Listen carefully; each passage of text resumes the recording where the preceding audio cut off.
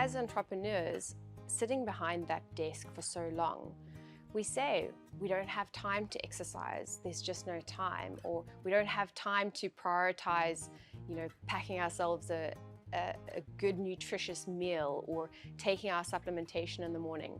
But we have plenty of time to focus on our exciting journey ahead.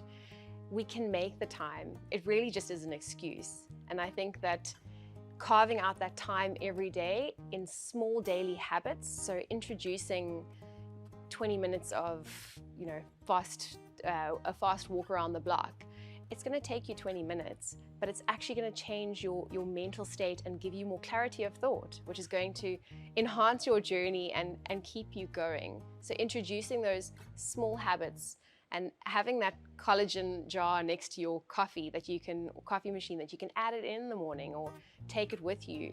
Incorporate those into your daily routine and you will notice the change. Small things, big changes.